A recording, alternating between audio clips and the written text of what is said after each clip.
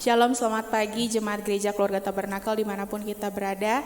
Pagi hari ini kembali kita bersiap untuk kita melakukan ibadah pada pagi hari ini.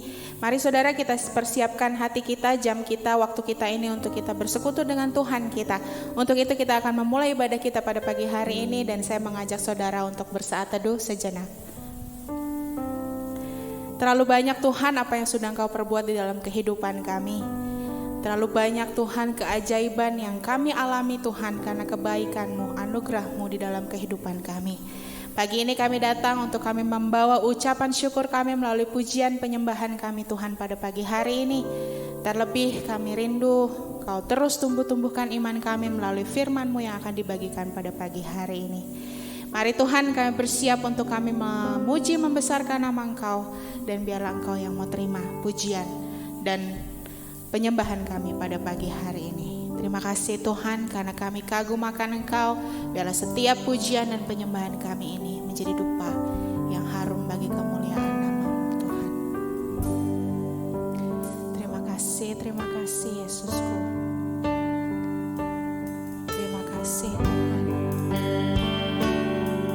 Terima kasih Yesus.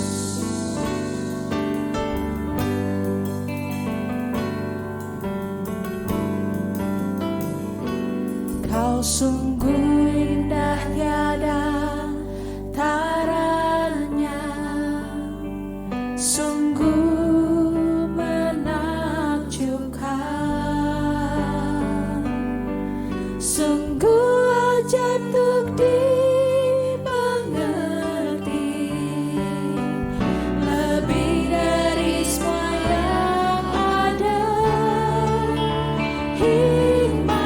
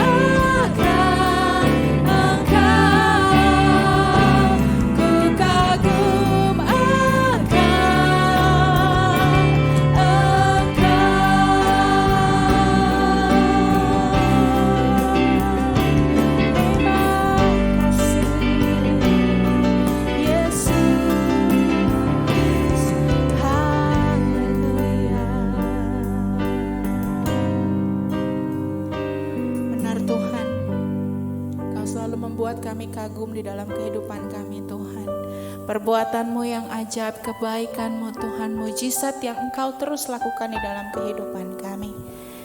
Terima kasih Tuhan untuk semua yang baik. Terima kasih untuk semua yang sudah Tuhan lakukan di dalam hidup kami. Tidak ada henti-hentinya Tuhan kami mengagumi kuasa-Mu. Biarlah Tuhan pujian yang kami naikkan ini menjadi ucapan syukur kami. Karena Engkau terlalu dahsyat bagi kami Yesus.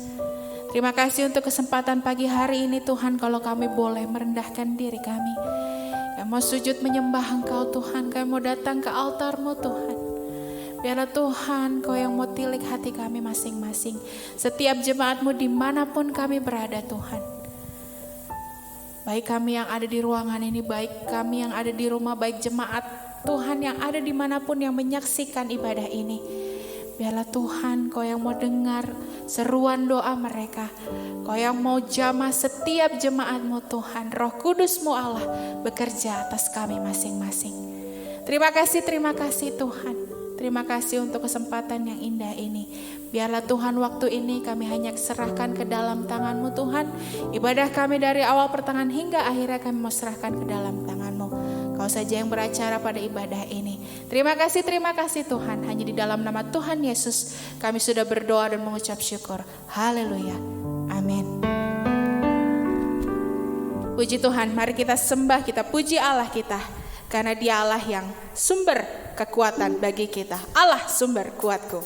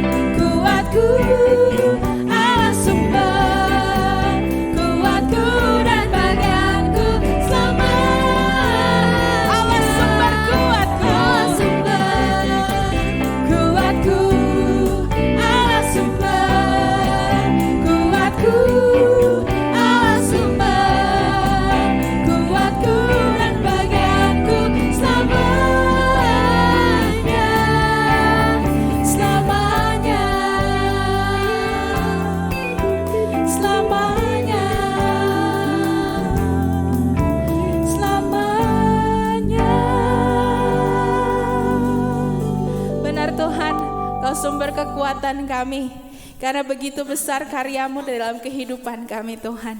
Pengorbanan-Mu yang ajaib di kayu salib membuat kami berada sampai hari ini Tuhan. Kau ampuni setiap dosa dan kesalahan kami. Kau yang menebus kami dengan darah-Mu Tuhan. Itulah Engkau dengan karya terbesar yang Engkau sudah lakukan di dalam kehidupan kami. Terima kasih Tuhan, terima kasih. Kami bersiap untuk menerima firman-Mu pada pagi hari ini.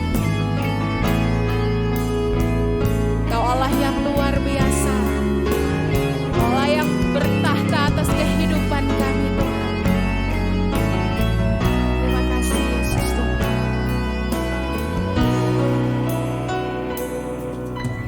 Kasih yang terindah,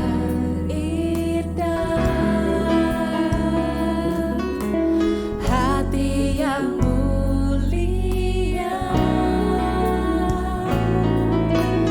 hanya ku temukan di dalam-Mu, Yesusku.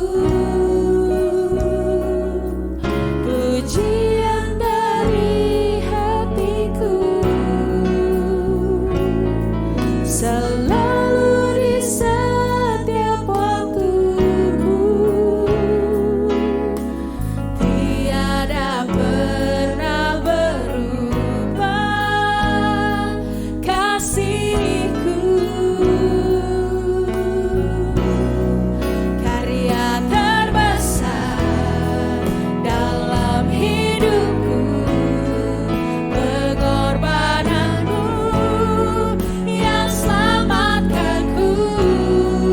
Engkaulah harta yang tak ternilai, yang ku miliki dan ku hargai. Yesus, Engkau ku kagumi.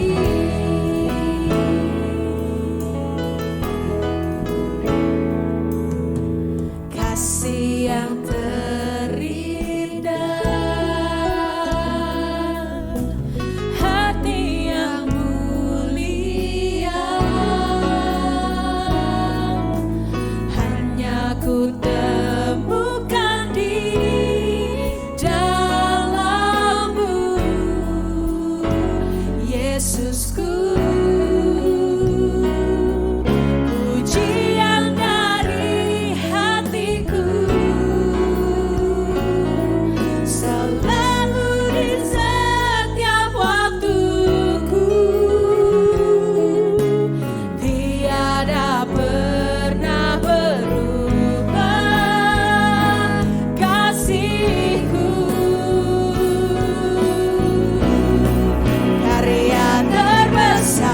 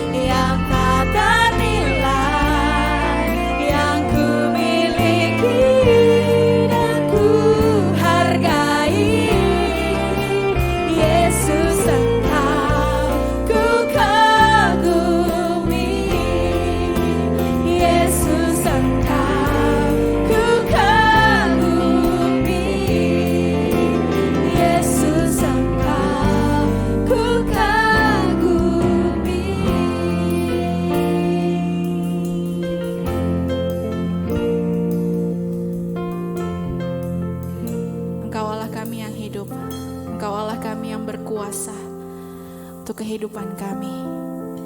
Bapa, pada pagi hari ini tiba saatnya kami Tuhan, untuk kami duduk diam mendengarkan firman-Mu. Mari Tuhan, Kau yang mau tilik kami, Kau yang mau celikan mata, hati, dan telinga kami Tuhan, untuk kami bisa menerima firman-Mu yang akan disampaikan oleh Bapak Pendeta Sri Dadi pada pagi hari ini. Kami memohonkan Tuhan urapan yang daripada-Mu untuk Bapak Pendeta Sri Dadi yang akan menyampaikan firman Tuhan. Terlebih Tuhan, kami anak-anak-Mu, biarlah kami Tuhan mau dengar-dengaran, melakukan setiap firman-Mu yang disampaikan di dalam kehidupan kami. Biarlah kami terus menjadi alat-alat-Mu Tuhan, memancarkan kasih-Mu di sepanjang kehidupan kami. Terima kasih Tuhan. Kami menyerahkan jam pemberitaan firman Tuhan ini ke dalam tangan-Mu. Hanya di dalam nama Tuhan Yesus Kristus kami sudah berdoa dan mengucap syukur. Haleluya. Amin. Saudara sekalian yang dikasihi Tuhan Yesus Kristus, kita bersyukur kepada Tuhan untuk kesempatan yang Tuhan berikan pada kita pada hari ini, bersama-sama belajar dari salah satu sisi kehidupan Kristen, satu sisi kehidupan yang diberkati oleh Tuhan, yaitu kehidupan dalam kebangkitan. Bagaimana kita menghidupi satu kehidupan yang telah Tuhan anugerahkan kepada kita, satu kenyataan yang tidak bisa disangkal, yaitu siapa yang ada di dalam Kristus, ia adalah kejadian yang baru, yang lama sudah berlalu, yang baru sudah datang. Semuanya itu datangnya dari Tuhan yang telah bangkit dan membangkitkan kita karena kita ada di dalam Dia yang telah bangkit. Tema yang akan kita bahas bersama-sama pada hari ini adalah hidup dalam kebangkitan. Pokok-pokok yang akan kita pelajari terdapat di dalam Kolose pasal 3 ayat 1 sampai 17. Nah, sebelum itu saudara sekalian yang dikasihi Tuhan, mari kita berdoa bersama-sama mohon tuntunan Tuhan. Tuhan Yesus yang mengasihi kami, sungguh kami bersyukur kepadamu untuk hari ini. Kami bertemu kembali untuk belajar dari sabdamu. Terima kasih Tuhan Yesus. Nama Tuhan diagungkan di tengah-tengah kami. Terpujilah namamu. Amin. Saudara sekalian yang dikasihi Tuhan Yesus Kristus, satu fakta, satu kenyataan yang tidak bisa kita sangkali adalah bahwa karena Tuhan Yesus bangkit, dan kita yang percaya kepadanya dibangkitkan bersama dengan Dia, maka hidup ini tidak boleh biasa-biasa lagi seperti masa-masa yang lalu, tetapi sudah ada pembaharuan di dalam Tuhan Yesus Kristus. Sehingga kita semuanya menjadi saksi dalam kehidupan kita ini kepada saudara-saudara kita, orang-orang yang ada di sekeliling kita, bahwa kita tidak hidup lagi seperti masa-masa lalu sebelum kita percaya kepadanya. Saudara sekalian, dalam hal ini berkenaan dengan masalah pengharapan yang Tuhan anugerahkan kepada kita karena kebangkitannya. Kita tahu bahwa hidup tanpa pengharapan adalah kehidupan yang sia-sia. Hidup yang hanya menghidupi apa adanya dan sesudah itu selesai. Karena tidak ada pengharapan. Pengharapan harus memiliki dasar yang kokoh. Memang kita tidak hanya sekedar berharap sesuatu yang tidak jelas, atau berharap sesuatu yang hanya kita rasakan atau kita angan-angankan semata-mata. Namun pengharapan kita harus memiliki dasar, memiliki sauh, memiliki jangkar yang kuat. Pengharapan tanpa dasar, pengharapan tanpa sauh, pengharapan tanpa jangkar tidak rasional. Mungkin itu hanya berdasarkan perasaan kita saja atau berdasarkan perhitungan-perhitungan manusiawi kita. Mudah-mudahan kan seperti itu. Jadi, pengharapan itu tidak hanya untuk hidup di bumi ini saja. Bukan. Tetapi pengharapan yang kita miliki harus memiliki jangkar yang melebihi dari kehidupan ini. Artinya sesudah kita tidak ada lagi di bumi ini. Harus ada harapan semacam itu supaya hidup kita menjadi bermakna. Karena bukan hanya untuk sementara, tapi sifatnya adalah abadi. Jadi, pengharapan itu tidak hanya untuk hidup di bumi ini saja, tetapi juga untuk hidup sesudahnya. Sesudah kita tidak ada di bumi ini lagi. Jadi pengharapan seperti itu bukan ada pada manusia. Pengharapan seperti itu tidak didapat di bumi ini. Karena tidak ada seorang pun yang dapat menjamin kehidupan sesudah kematian di luar Tuhan. Jadi pengharapan seperti itu hanya ada pada Tuhan saja. Jadi pengharapan kita bukan sekedar apa yang kita angan-angankan, bukan apa yang ada pada kita, tetapi justru pada Dia yang mengasihi kita, yang akan memberikan kekuatan kepada kita, supaya kita terus maju di dalam Dia, semakin kokoh teguh di dalam Dia. Yesaya pasal 40, ayat yang ke-31. Dia memberi kekuatan kepada yang lelah. Dia, Tuhan, memberi kekuatan kepada yang lelah dan menambah semangat kepada orang yang tiada berdaya. Orang-orang muda menjadi lelah dan lesu, dan teruna-teruna juga jatuh tersandung. Tetapi orang yang menanti-nantikan Tuhan, artinya orang-orang yang berharap kepada Tuhan, mendapatkan kekuatan baru. Mereka seumpama Raja Wali yang naik terbang.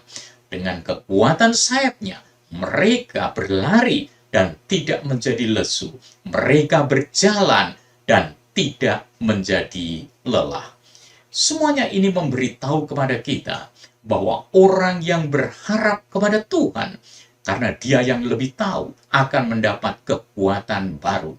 Kekuatan dari pengharapan, pengharapan yang tidak mengecewakan, karena Allah yang menjaminnya bagi kita.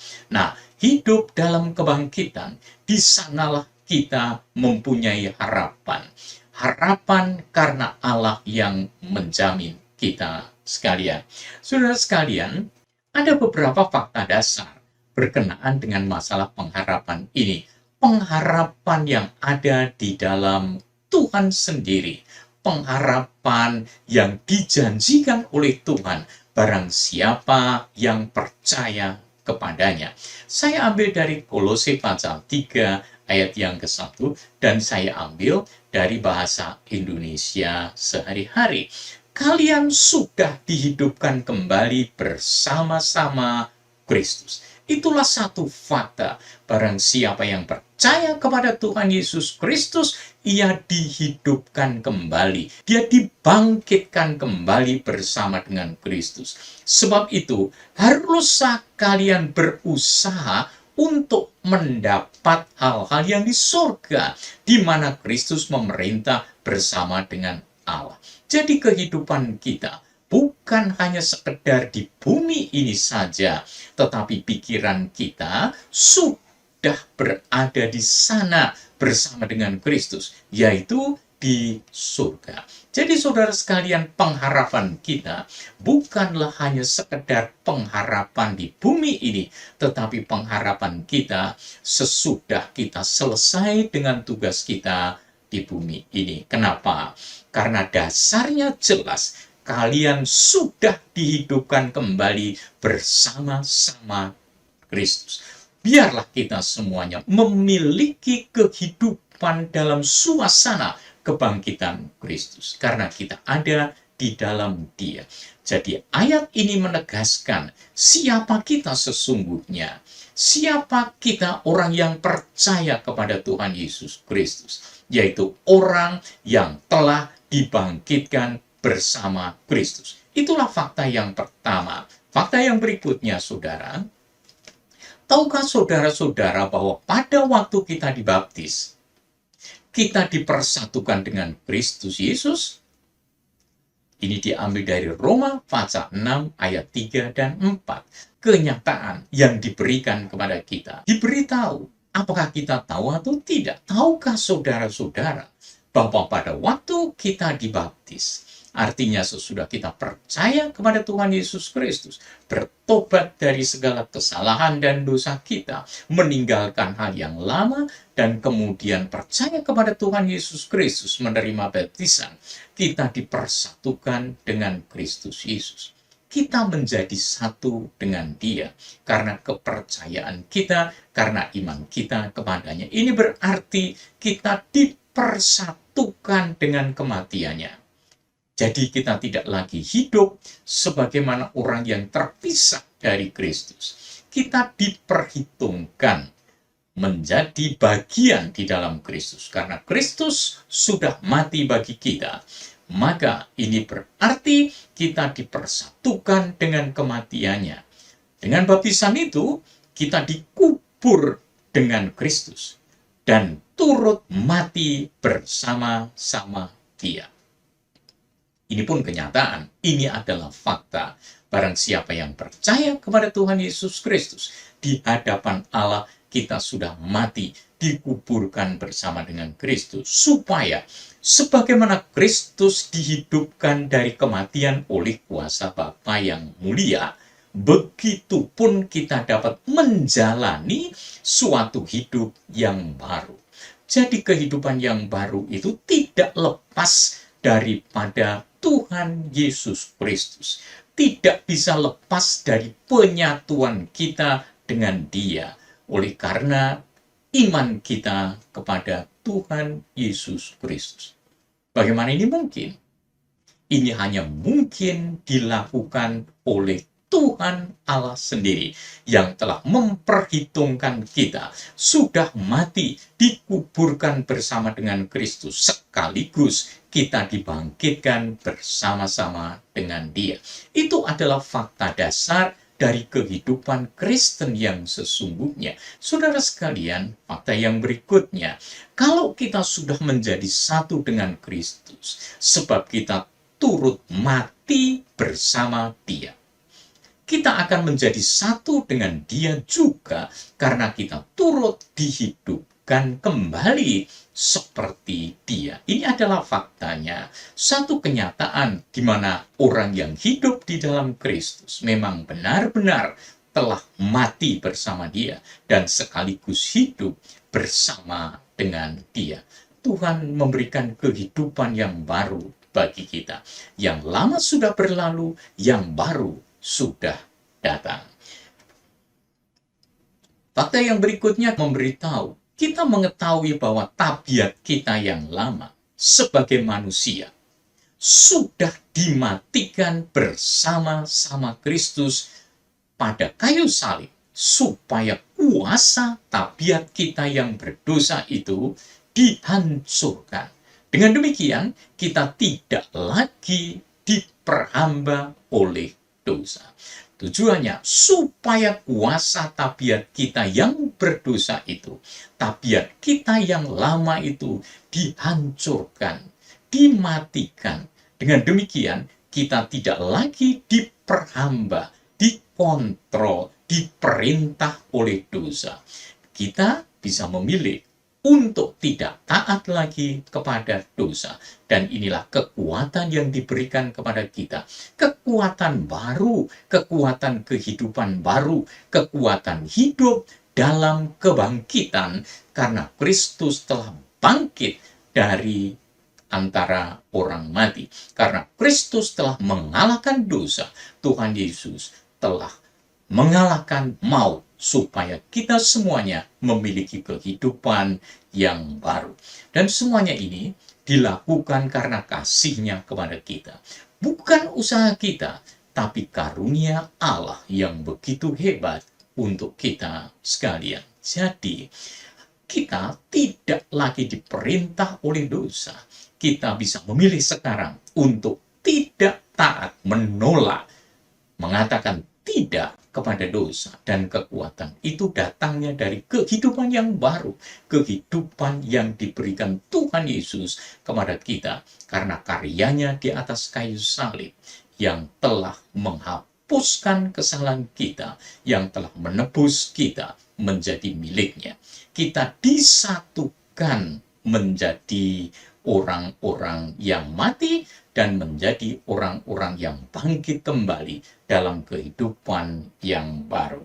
Saudara sekalian yang dikasihi Tuhan, kemudian kita tahu pada waktu kita dibaptis, kita dikubur bersama-sama dengan Kristus. Kolose pasal 2 ayat 12, saya ambil dari bahasa Indonesia sehari-hari lagi. Sebab pada waktu kalian dibaptis, kalian dikubur bersama-sama dengan Kristus. Dan dengan baptisan itu juga, kalian turut dihidupkan kembali bersama-sama dengan Kristus. Karena kalian percaya akan kuasa Allah yang sudah menghidupkan Kristus dari kematian. Jadi jelas sekali dalam ayat ini memberitahu kepada kita bahwa sesungguhnya orang yang percaya di dalam Kristus Yesus, ia dikuburkan dan sekaligus dibangkitkan kembali. Istilah yang dipakai di sini bahwa dengan baptisan itu kita dikubur bersama-sama dengan Kristus dan sekaligus dibangkitkan, dihidupkan kembali bersama-sama dengan Kristus. Kenapa? Karena kalian, saudara dan saya, percaya akan kuasa Allah yang sudah menghidupkan Kristus dari kematian. Jadi, iman kita kepada kebangkitan Tuhan Yesus Kristus seharusnya dan sudah selayaknya mengubah hidup kita. Satu kesadaran baru menyusup dalam pikiran kita bahwa Kristus telah menghidupkan kita karena Dia adalah Sang Hidup itu sendiri. Di dalam Dia ada kehidupan, hanya di dalam Dia ada kehidupan. Hidup dalam kebangkitan memiliki dasar janji Allah sendiri, firman Allah untuk setiap orang yang percaya kepadanya. Tidak ada janji seperti itu di luar dari Tuhan Yesus Kristus. Itu sebabnya kita memiliki pengharapan. Karena kita ada pengharapan, maka kita hidup sesuai dengan pengharapan kita itu. Kita tidak hanya berharap pada kekayaan kita, tidak berharap pada kepandaian kita, tidak berharap pada posisi kita, tidak berharap pada jabatan kita yang pada suatu saat akan hilang, yang pada suatu saat akan kita tinggalkan. Tapi pengharapan kita adalah pengharapan dari janji Allah, Allah yang tidak pernah berdusta, Allah yang tidak pernah mengingkari janjinya. Dan janjinya itu adalah ya dan amin di dalam Kristus. Karena itu, kalau kamu dibangkitkan bersama dengan Kristus, Kolose pasal 3 ayat 1, carilah. Nah, kata carilah itu dalam bahasa Yunani adalah zetete. Ini berbentuk present imperatif. Artinya, kita akan terus-menerus mencari. Ini merupakan perintah untuk mencari. Karena kita memiliki pengharapan di dalam Tuhan Yesus, maka kita mencari bukan hanya sekali selesai, tetapi karena present imperatif, itu adalah perintah untuk mencari setiap saat. Apa yang dicari? Itu adalah perkara-perkara yang di atas, di mana Kristus ada, duduk di sebelah kanan Allah. Jadi bukan hanya mencari perkara-perkara yang di bumi ini lupa kepada perkara-perkara yang di atas. Tapi orang yang sudah dibangkitkan bersama dengan Kristus, pikirannya tertuju kepada Kristus untuk memuliakan Dia. Karena kita tahu Dia ada di surga. Pikiran kita adalah pikiran-pikiran surgawi. Itu sebabnya dalam Kolose pasal 3 ayat yang kedua, pikirkanlah. Bukan hanya mencari, tapi pikiran kita diset. Pikiran kita ada di sana.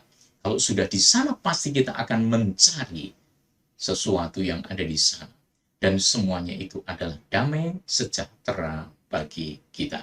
Saudara sekalian yang dikasihi Tuhan, di dalam Kolose 3 ayat 5 sampai 6. Selain kita mencari, selain kita memikirkan sebagai perintah, maka kita diminta juga matikanlah. Ini pun merupakan sikap seorang yang hidup dalam kebangkitan. Matikanlah, dari kata nekrosati, ini adalah aorist imperatif. Artinya perintah sekali dan selesai. Jadi boleh dikatakan dalam dirimu perlu dimatikan hal semacam ini. Segala sesuatu yang duniawi sekali dimatikan, sudah, jangan ke sana lagi. Itu sebabnya kata yang dipakai adalah nekrosati, matikanlah sekali dan sudah, jangan kembali lagi ke sana. Apa yang dimatikan? Segala sesuatu yang duniawi. Apa itu? Percabulan, kenajisan, hawa nafsu, nafsu jahat, keserakahan, penyembahan berhala. Karena semuanya itu mendatangkan murka Allah. Jadi saudara sekalian yang dikasihi Tuhan Yesus Kristus, orang yang hidup di dalam kebangkitan harus bisa mau dengan kekuatan Allah mematikan segala sesuatu yang bersifat hawa nafsu dunia ini. Percabulan, kenajisan, dan sebagainya. Jadi saudara sekalian yang dikasihi Tuhan, kesimpulan dari bagian ini adalah bahwa orang yang hidup dalam kebangkitan adalah hidup dalam kekudusan. Artinya, karena Tuhan sudah menguduskan kita, mengkhususkan kita, menyucikan kita, membangkitkan kita, memberikan pengharapan yang baru, maka wajiblah kita ini hidup di dalam kesucian yang Tuhan anugerahkan kepada kita. Nah, kalau begitu, apakah kita harus meninggalkan dunia ini, kemudian bertapa? Bukan itu maksudnya. Maksudnya dalam kehidupan kita sehari-hari, kita menyatakan, kita memancarkan bahwa kita adalah orang-orang yang baru.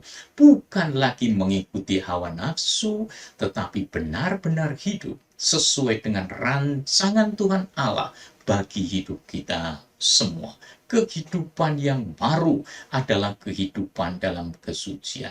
Dalam bisnis kita, dalam studi kita, dalam kehidupan kita sehari-hari, bersama dengan keluarga kita, bersama dengan tetangga-tetangga kita, bersama dengan semua orang, kita menunjukkan kepada mereka bahwa kita adalah orang-orang yang baru, orang-orang yang tidak dikuasai oleh percabulan, kenajisan, hawa nafsu, juga keserakahan. Tidak, tetapi benar-benar satu kehidupan yang penuh welas asih seperti Bapa yang di surga telah berbelas kasihan kepada kita, yang sudah menyatukan kita dengan Kristus, membuang semua hal-hal yang buruk itu, kemudian dibangkitkan untuk memiliki hidup yang baru di dalam suasana kebangkitan Kristus, yang tidak lagi hidup di dalam kenajisan, tetapi hidup di dalam kekudusan yang Tuhan anugerahkan kepada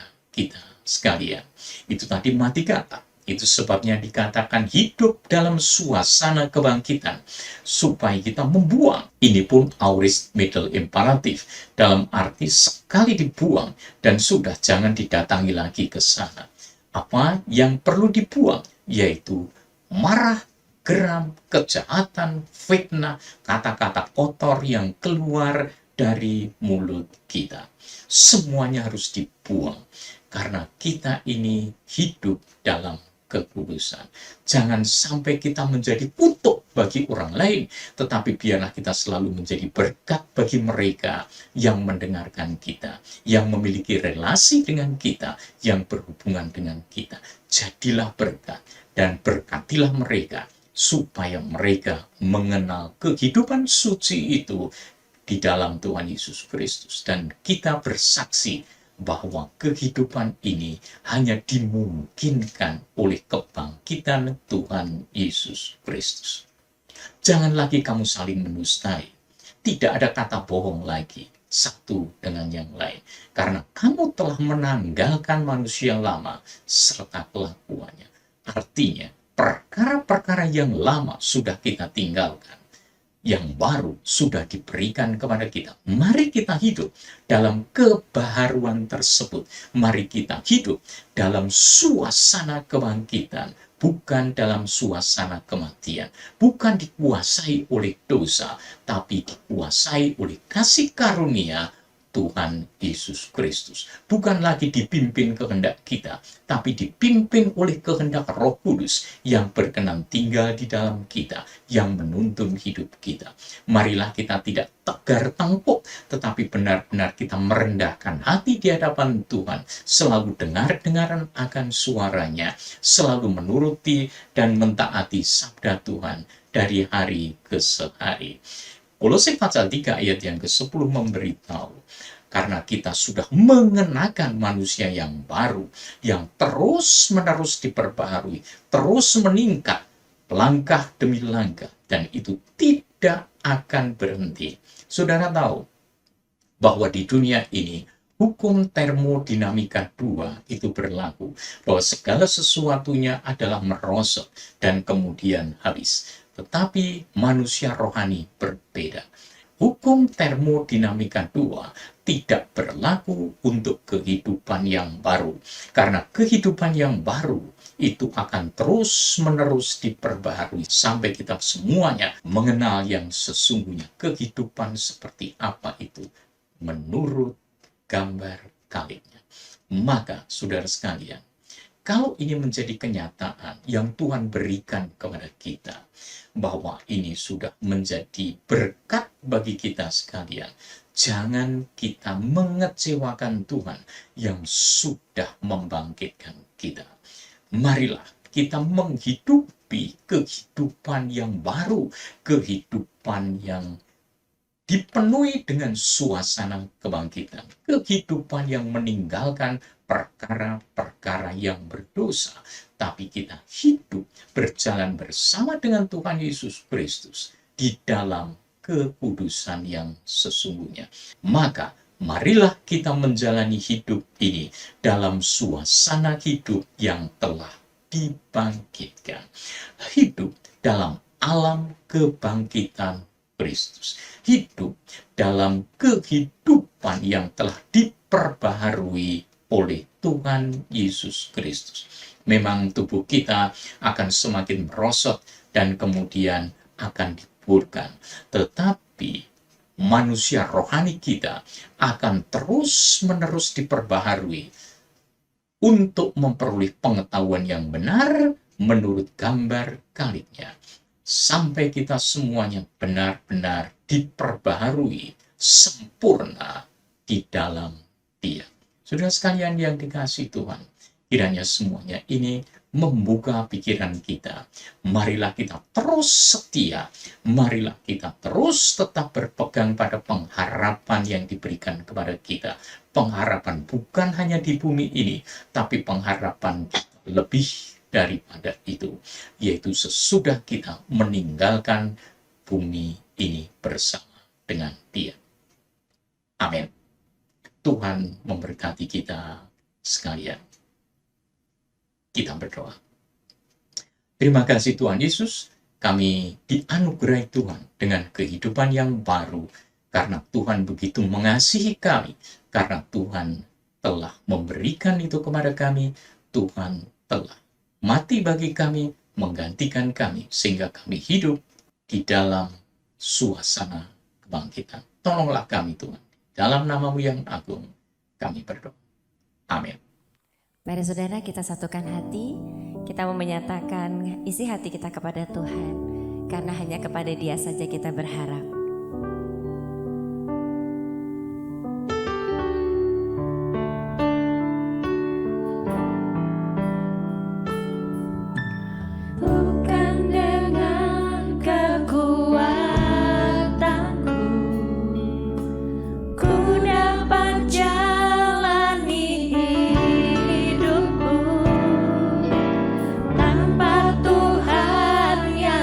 Sampingku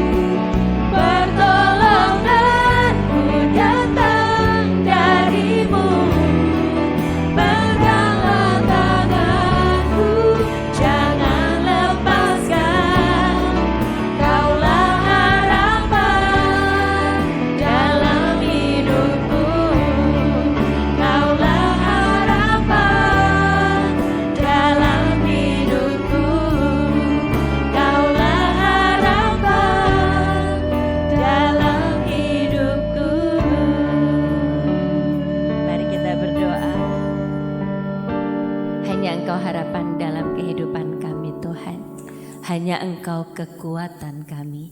Terima kasih Tuhan untuk kekuatan demi kekuatan yang selalu Kau berikan buat kami. Dan kami hanya menggantungkan kehidupan kami kepadamu. Terima kasih untuk firman Tuhan yang sudah dibawakan oleh Bapak Pendeta Sri Dadi Tuhan. Kau memberkati Pak Sri dengan kuasa-Mu, memberi kekuatan dan memakai beliau dengan luar biasa. Terima kasih Tuhan untuk anak-anak-Mu yang sudah melayani-Mu pada hari ini Tuhan. Engkau memberkati dan menjawab setiap pergumulannya. Dan kami terus bersatu hati berdoa untuk pemerintah Indonesia agar segera bisa menolong kami, membawa kami keluar dari pandemi ini. Tuhan Yesus, Engkau memberkati tangan-tangan yang sudah memberikan persembahan untuk pekerjaan Tuhan di tempat ini. Terima kasih untuk penyertaan-Mu sepanjang ibadah kami. Dan sebentar kami akan menyelesaikan ibadah kami. Mari saudara, kita mau angkat tangan kita dan menerima berkat dari Tuhan. Kiranya Bapa di surga dalam Tuhan Yesus dan persekutuan Roh Kudus memberkati dan memperlengkapi kita semua dengan segala yang baik untuk melakukan kehendak-Nya dan mengerjakan di dalam kita apa yang berkenan kepadanya oleh Yesus Kristus. Bagi Dialah kemuliaan sampai selama-lamanya. Haleluya. Bapa,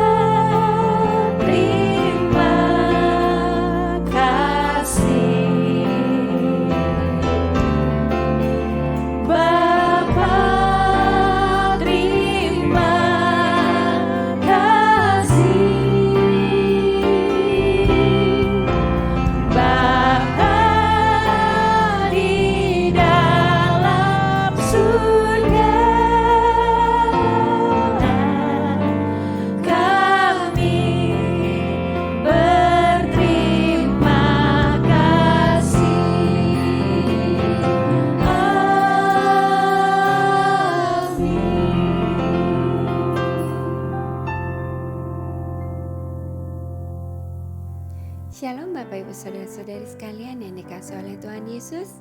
Yuk kita langsung saja menyimak kegiatan Gereja Keluarga Tabernakel Induk Bandung untuk 1 minggu ke depan. Kita mulai pada hari Selasa 16 Maret 2021. Renungan doa puasa dibawakan oleh Ibu Pendeta Lana Harumia. Kamis 18 Maret 2021 pesan singkat oleh Ibu Pendeta Rosmawati. Dan minggu depan hari Minggu 21 Maret 2021 ibadah online kembali dan firman Tuhan disampaikan oleh Ibu Pendeta Lana Harumia. Dan untuk anak-anak kata, kalian akan mendapatkan cerita dari Kak Maria. Selamat ulang tahun kita ucapkan kepada Saudara Christopher Ken yang berulang tahun tanggal 9 Maret. Kemudian Bapak Yoyong yang berulang tahun tanggal 12 Maret. Lalu Bapak Napitupulu dan Saudari Kim Anjani yang berulang tahun tanggal 13 Maret. Sekian pengumuman, Tuhan Yesus memberkati kita semua.